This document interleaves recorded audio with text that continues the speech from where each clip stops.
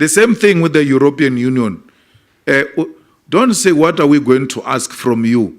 That's a big brother mentality. What are you going to ask from us? NATO is not a very peaceful organization. You can't talk peace and NATO in one sentence. It's not true what you are saying. Because what peace did NATO take to Libya? Look at what you did to Libya to date. Because you are going after one man, you destroy the whole country. Thank you very much for hosting us for this breakfast and for taking questions. My question is about the day after you become president, once you've become president next year. So you've talked about anti-colonialism and anti-imperialism.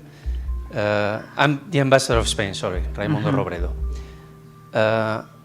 The European Union's relationship with Africa and African countries is generally guided, I would say absolutely guided, by the priorities of those countries that are aligned with the African Union and with these countries. As my brother, the High Commissioner of Nigeria, said, one of the things requested is foreign direct investment, which I think you've criticized in some way.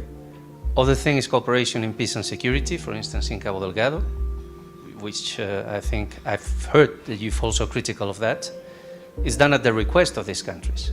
So my question is, what would you do differently, and what would be your relationship with the European Union once you become president? What would you change? What would you think we should do differently? And what would you put on the table also as a value proposition for the European Union? Because as you said, we all defend our own national interests. That is something that all diplomats do.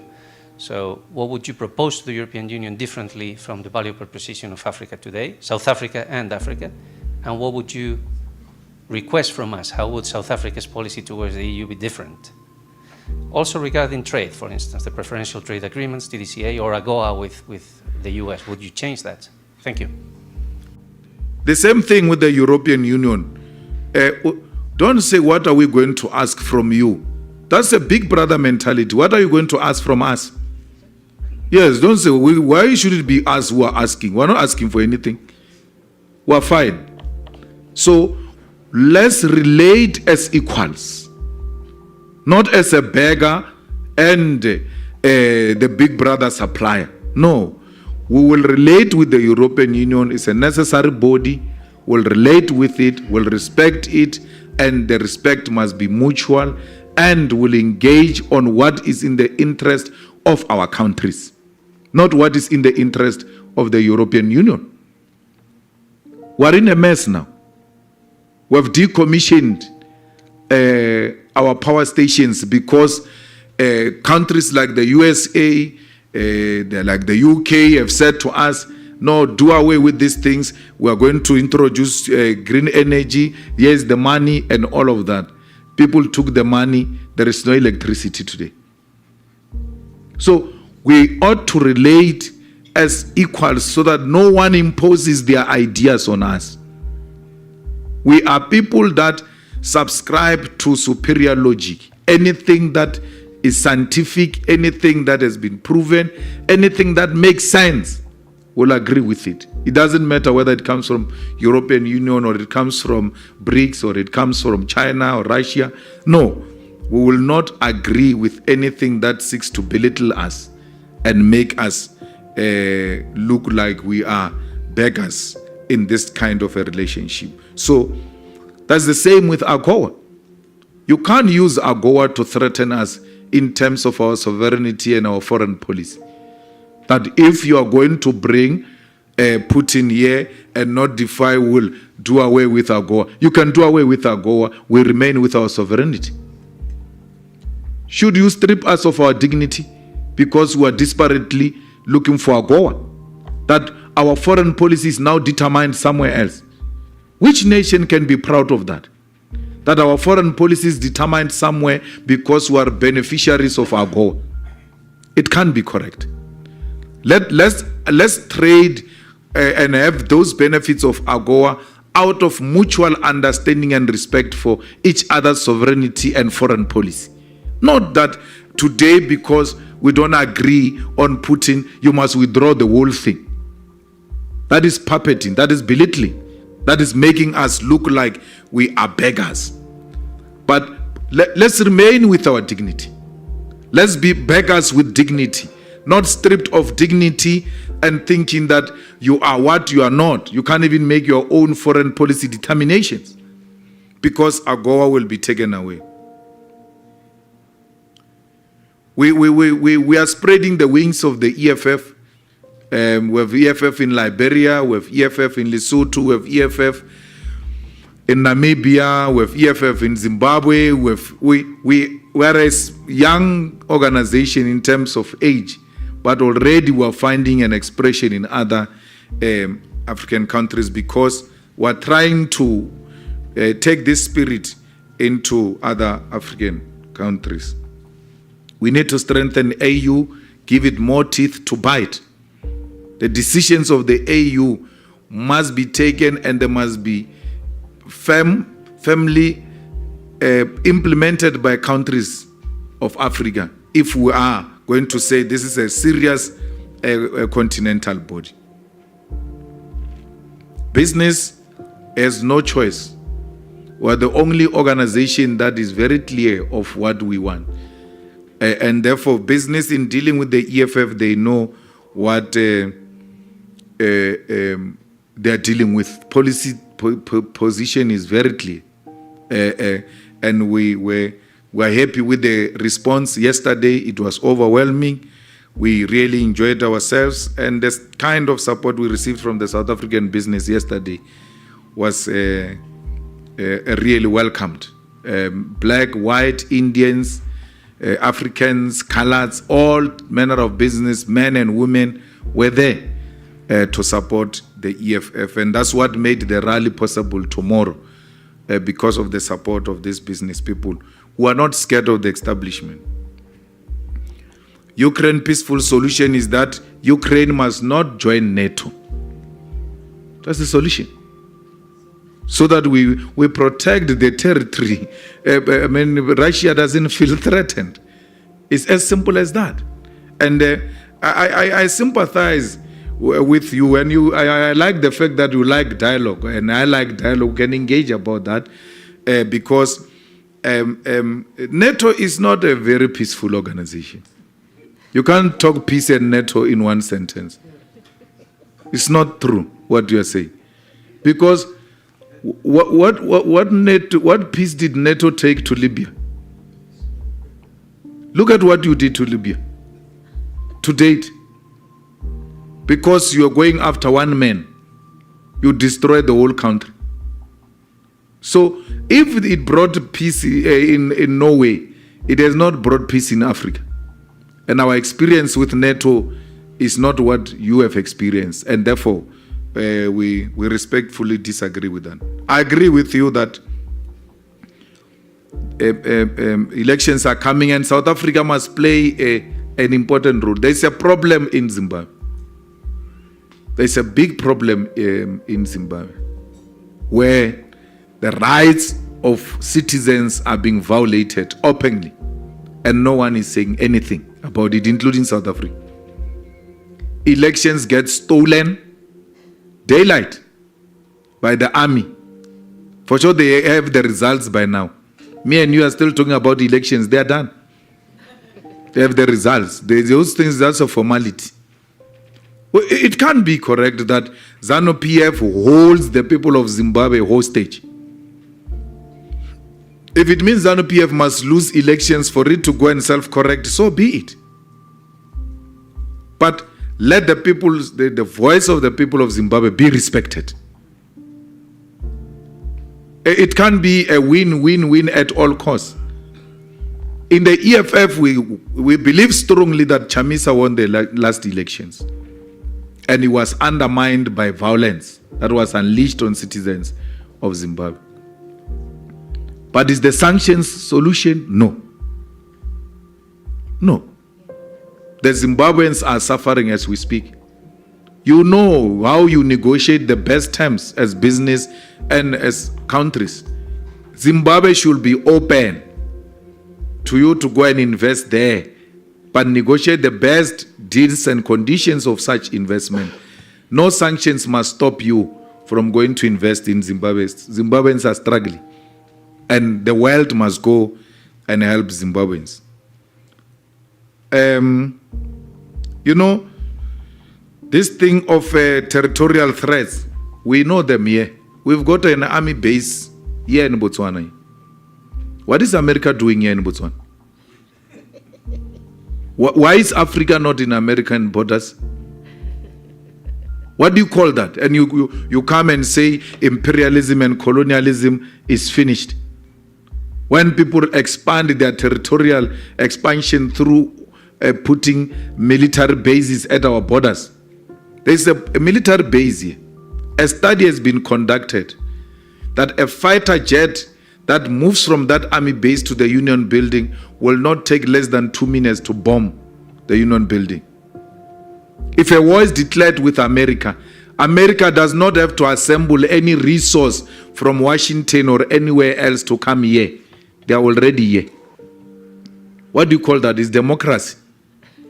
It's free world. We must celebrate that and say, no, imperialism is no longer there. It's in our head. We understand what Putin is fighting against because we have it here. Here. What is it doing here?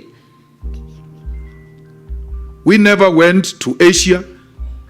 We never went to Europe. We never went to America. We are here. We don't establish bases anywhere. Why should you establish bases in military bases in our continent? And when we speak, it's called old-fashioned politics. That they are out of fashion. There's no such a thing as imperialism. When imperialism is breathing on our neck, yeah, we're not going to allow that. We are going to expose that American military base here all the time in the platforms we get and educate our people that this is exactly what Putin is fighting against. America will not allow that. That Russia must go and establish a military base in Cuba with missiles facing the USA. They won't allow that. So we must not be allowed, we must not be asked to accept the things that you will not accept if they were to happen in your countries. And that's what we're talking about when we speak about NATO and peace not going together. So, ladies and gentlemen, it doesn't mean enmity. We're not enemies. We engage robustly. Our policies can be challenged the same way we challenge your policies. We are open for engagement. South Africa is open for investment in our own terms. We know what multinational companies have done to our economy, coming to milk our resources, leaving us dry. The case in point is a place called Marikana. Just go and see what the London mine did there and what Sibanye is doing there. To date, with a huge operation of a mine just next to it, there is no water, there's no tar road, there's no electricity, there are no houses, no proper schools. People are squashed in one place. Yet, a stone thrown away, there is a mine. We cannot allow that to continue as is under the EFF. We want a mine that will benefit our people. Why do people say, no, the state must not own a bank in South Africa? Because there are private banks. Why do you need a state bank? Because they want to continue to exploit people and charge them high interest. Why do you say you don't want the state to be in the bank, but the state is in hospitals? There is private hospitals, there is state hospitals.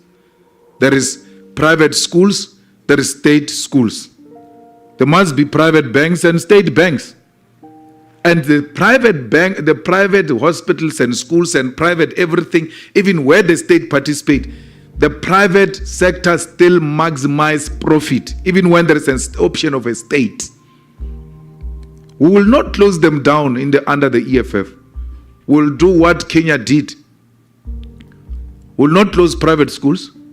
We'll build quality public education where people will abandon private schools and go to public schools like in Kenya, where Kenyans leave private schools because public education is better.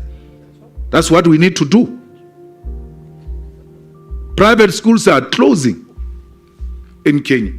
So we will not close any mine. Why should we close a mine? We are the ones who issue the licenses of mines. We will give a license of a profitable mine to the state-owned mining company, where mining will not cost the state a lot of money, where the mineral resource is close. You don't need many resources and money to produce the product. That license shall go to the state, because we're the ones who allocate the license. Why should you close the mine? That's what nationalization means. Means a state-owned mining company will be established and shall mine next to the American mining companies. Won't close them down, but will mine in such a way that they will not see a need to continue mining, because the state will be doing so well and will crush corruption. The biggest problem is corruption, and the Chinese have dealt with it and dealt with it decisively.